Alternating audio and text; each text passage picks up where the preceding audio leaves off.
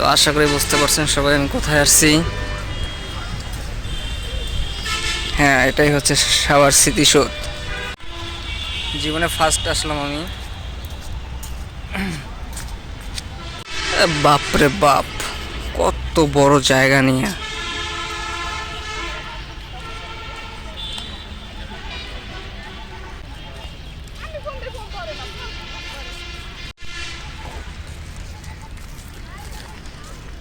এটার ভিতরে ছবি তোলার সিস্টেম আছে, ক্যামেরা নিয়ে ঘরে সবাই।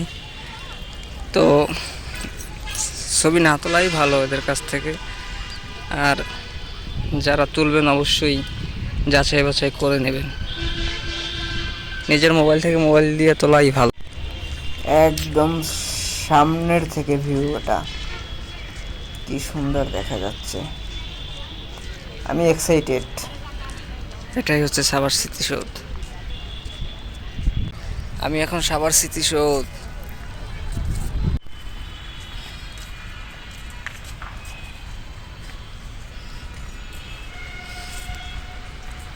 মানুষ এখানে আসে অবশ্য ছবি তোলার জন্য, দেখার জন্য। কত বিশাল এরিয়া নিয়ে এটা, ভাবা যায়। দেখেন একবার এরিয়াটা।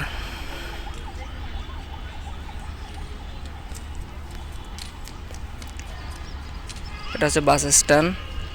তো এই গেটটা দিয়ে আপনারা ঢুকবেন না, এটা দিয়ে আপনারা কখনোই ঢুকবেন না। এটা দিয়ে ঢুকতে গেলে ওরা আলাদা আগরুম বাগরুম করে চার্জ নেয়। আপনারা ঢুকবেন এইটা দিয়া।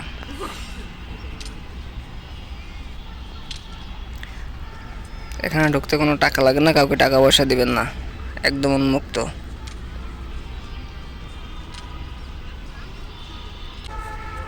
এরিয়াটা দেখেন কত বড়। আমি বারবার বলতেছি কেউ ক্যামেরাম্যানের খপ্পরে পড়বেন না, যে ক্যামেরা নিয়ে ঘুরতেছে হাতে। চলেন আরো কাছ থেকে দেখার চেষ্টা করি।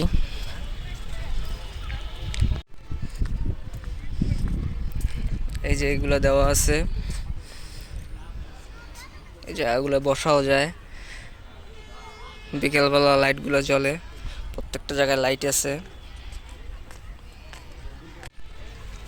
একটা লেক আছে একটা ভিতরে, এটার ভিতরে মাছ আছে, প্রচুর মাছ আছে।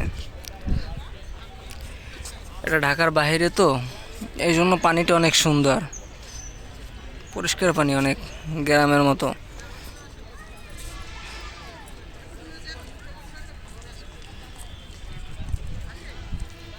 কত সুন্দর পরিবেশ, সিমসাম নিরিবিলি।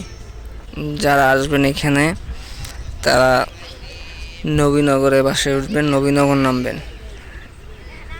এটা নবীনগর অবস্থিত জাতীয় স্মৃতিসৌধ। দেখেন একবার, এক সাগর রক্তের বিনিময়ে বাংলার স্বাধীনতা আনলো যারা, আমরা তোমাদের ভুলবো না। গার পশম দাঁড়িয়ে যাচ্ছে আমার এটা দেখার পরে। কি বলবো আমি আপনাদেরকে, আসলে বইতে পড়াশোনা করছে অনেক, আজকে সামনাসামনি দেখতেছি। এটা ছোট্ট একটি লেক, ওইখান থেকে আমি হাঁটা শুরু করছি, মাত্র অর্ধেক আসলাম। দেখেন কত বড় এরিয়া নিয়ে। যাদের ইচ্ছা তারা এদের কাছ থেকে ছবি তোলে। এখন আমি কাছাকাছি আসিনি। ওয়াও, কি দৃশ্য দেখেন। এ হচ্ছে সাভার স্মৃতিসৌধ, তার পাশে দেখেন ম্যানগ্রোভ, বাগান আর বাগান।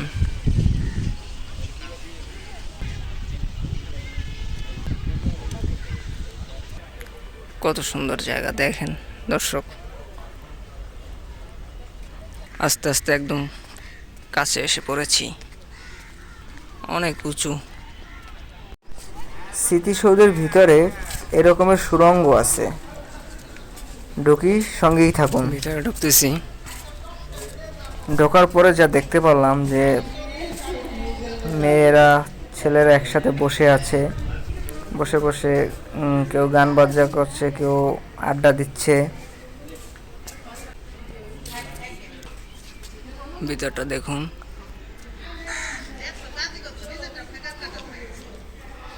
খফ খফ খফ খফ। গোলক ধাঁধার মতো, তো ঢুকতেও ভয় লাগে।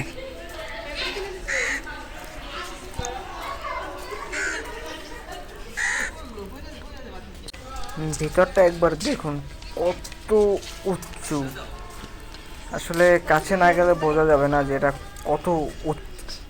ভিতরটা দেখেন, পার্টিশন পার্টিশন ভাগ করা। ও মা, এটা আবার কি?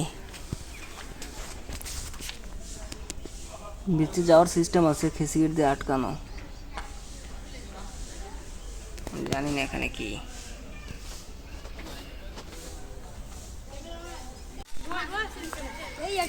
দেখেন পোলাপান দুষ্টামি করতেছে, উপরে ওঠা যায় এটা দিয়ে। যারা গাছপালা ভালোবাসেন তারা এখানে আসতে পারেন, যারা প্রকৃতিক প্রেমিক তারাও এখানে আসতে পারেন। প্রচুর পরিমাণে গাছ আছে এখানে, যেটা ধারণার বাইরে। যে গাছগুলো আছে সব গাছগুলোর নামও হয়তো আপনারা জানবেন না বা আমিও জানি না। আসেন দেখেন, দেখেন ওর অবস্থা, কেউ কোথায় উঠছে। ওই জায়গাতে পড়ে গেলেও শেষ। আরে নামতে কও না রে, তো জীবনের রিস্ক নেছে।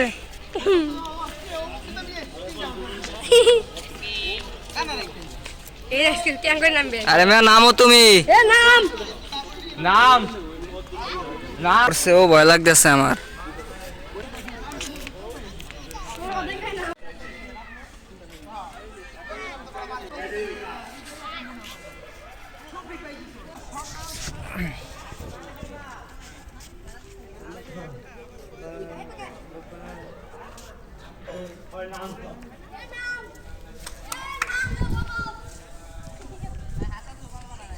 কি সাহস!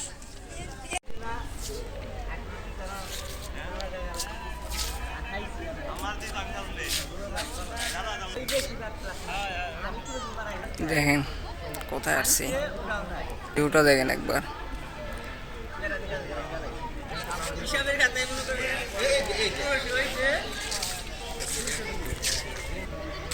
এক্সিলেন্ট। সামনে এটা কি আসলে আমিও জানি না, এটা কি লেক না সুইমিং পুল, আসলে সামনে যেয়ে দেখি। স্মৃতিসৌধের সামনে একটা, এটা কি সুইমিং পুলও না, কিন্তু পানিটা একদম নীল। ক্যামেরায় বোঝা যাচ্ছে কিনা জানি না, কিন্তু পানিটা নীল। কত সুন্দর জায়গা, অটোমেটিক এনার্জি আসে দেখলে।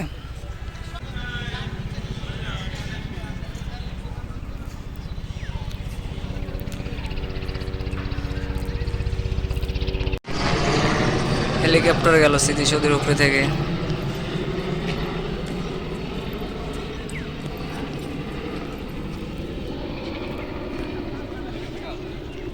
যারা ঢাকা আছেন তারা আসতে পারেন সময় পেলে, একবার হলো এসে দেখেন। সবার স্মৃতিসৌধ আসেন, দেখেন, ভালো লাগবে আমি বলছি। রিফ্রেশ হওয়ার জন্য একবার হয় আসেন আপনারা, দেখেন আমাদের স্মৃতিসৌধ কত সুন্দর। দুপুর টাইমে আসছি তো অনেক রৌদ্র। আমরা বাঙালি কত সভ্য জাতি, দেখেন এত সুন্দর একটা পানির লেক, এখানে ময়লা কাগজ হাবি জাবি ফেলে রাখছে। কি বলবো, বলার কিছু নাই। দুপুর টাইম, এখন বাজে 12টা, মানুষ লাইন দিয়ে ঢুকতেছে। কাকা জাল নিয়ে যাচ্ছে মাছ ধরার জন্য স্মৃতিসৌধের ভিতরে। দেখে আপনাদের দেখাইতে পারি কিনা কোথায় যাচ্ছে। নিচের দিকে নামতেছি।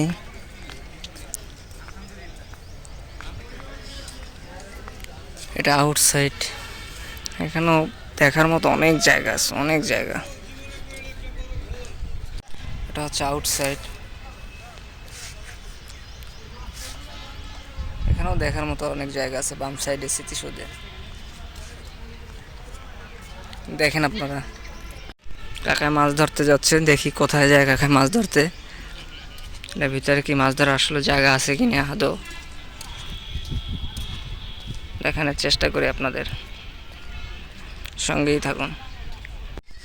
দেখেন কি সুন্দর গাছ, ফুল গাছগুলো দেখেন একবার। এই এই গাছ আমার জীবনে আমি এই গাছগুলো দেখিনি আসলে এগুলো কি গাছ, যেটা সবার স্মৃতিসৌধের ভিতরে আছে। হ্যাঁ, তারা মাছ ধরতেছে, দেখানোর চেষ্টা করি কোথায় মাছ ধরতেছে। এই যেটা লেক আছে এখানে, শাপলা ফুল ফুটে আছে এখানে, এখানেই মাছ ধরতেছে, দেখানোর চেষ্টা করি। একটা জিনিস না বললেই নয়, এখানে আসলে যারা আসবেন তারা একা আসবেন না, হয়তো 2-3 জন নিয়ে আসার চেষ্টা করবেন, কারণ এখানে অনেক বকাটে ছেলে আছে, মেয়ে আছে, যারা সবসময় ফাইল ধরার জন্য বসে থাকে। তো আমি একাই আসছি। এখন মাছ ধরা হবে বরাবর সাভার স্মৃতিসৌধের পিছনে, একদম পিছন সাইডে, দেখতেই থাকুন। যারা ভিতরে আসবেন তারা মানুষজন থেকে একটু সাবধানে থাকার চেষ্টা করবেন, এখানে অনেক ধরনের মানুষ আসে। তো এই যে কাকারা মাছ ধরতেছে, আমাদের গ্রাম্য ভাষায় বলি এটাকে খোসন জাল, খোসন জাল দিয়ে মাছ ধরতেছে।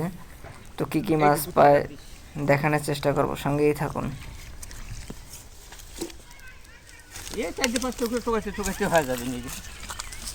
চিংড়ি মাছ, মাছের দাম বাজারে, মাছ খুব কম পরিমাণে কিন্তু মাছ আছে। হ্যাঁ মাছ আছে, যা পাওয়া যাবে মাছটা। হ্যাঁ হইব না, আস্তে আস্তে চোখেতেই। আমি একদম ভিতরে ঢুকছি, যারা ভিতরে ঢুকবেন একটু বুঝে শুনে ঢুকবেন, অনেক রকমের বকাটে পোলাপান আছে, চেষ্টা করবেন সেফ ভাবে ঢোকার জন্য। আর একা ঢুকবেন না, আমি একাই ঢুকছি, লোকজন নিয়ে ঢুকবেন। কাঁঠাল গাছে কাঁঠাল হয়েছে,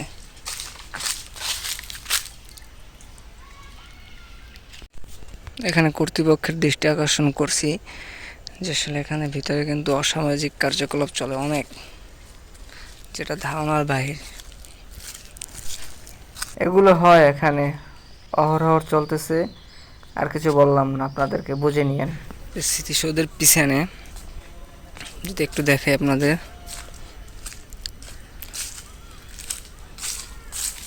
এই যে স্মৃতিসৌধের পিছনে হচ্ছে যে এটা একটা, এগুলো এক ধরনের ফুল গাছ, ভিতরে যে গাছগুলো, কি ফুল গাছ আমি জানি না, প্রত্যেকটা গাছে ফুল আছে, যে ফুল গাছগুলো আমি ফার্স্ট ভাবছিলাম লিচু গাছ, কিন্তু লিচু গাছের মতোই দেখতে, কিন্তু না, এটা এক ধরনের ফুল গাছ, অসংখ্য পরিমাণে। যে পিছন সাইড স্মৃতিসৌধের,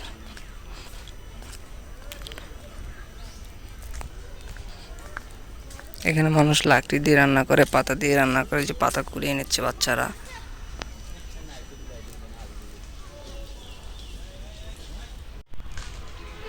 এটা কি ডার্ক বল খেলার জায়গা নাকি আমি জানি না। কত সুন্দর, দেখি ওইখানে যাই, কি আছে ওইখানে দেখি, একদম ওইখানে যাব, দেখি কি আছে ওখানে। ও, এটা হচ্ছে দিস ইজ হেলিপ্যাড। তো আসলাম এখানে, এখান থেকে ভিউটা দেখুন।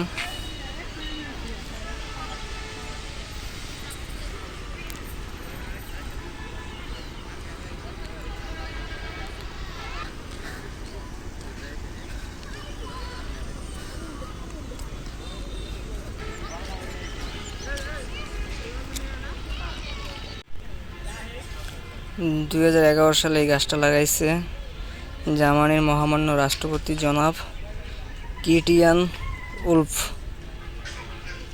আম গাছটি লাগাইছে, এই জন্য এটা তার নামে আর কি স্মৃতি করে রাখছে। এটা কি গাছ? গাছে ফল আছে, কি ফল এটা?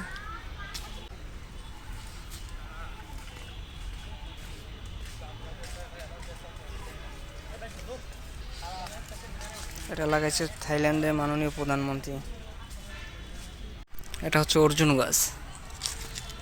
এই অর্জুন গাছের ছাল অনেক কাজে লাগে, তা গাছটা এখনো ছালই নেই। এখানে যে যেভাবে পারছে ছাল নিয়ে নিছে, গোড়া থেকে আগা পর্যন্ত। টোটাল গাছটা একদম ছালবিহীন। এটা লাগাইছিল এই ভদ্রলোকের সালে। এটা লাগিয়েছে আমাদের বাংলাদেশি হোসেন মোহাম্মদ এরশাদ 1985 সালে এই গাছটি রোপণ করছিল। এটা বোতল বিরাস একটি গাছ। এটা লাগিয়েছে পাকিস্তানের মহামান্য রাষ্ট্রপতি জেনারেল মোহাম্মদ জিয়াউল হক কর্তৃক রোপিত 7/12/1985।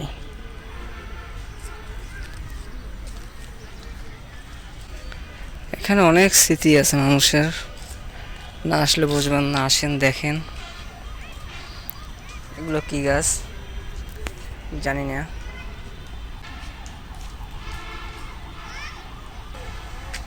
আমি লিটন, আজকের মতো সাভার স্মৃতিসৌধ থেকে বিদায় নিলাম। দেখা হবে অন্য কোথাও অন্য কোনো ভিডিও নিয়ে। আল্লাহ হাফেজ।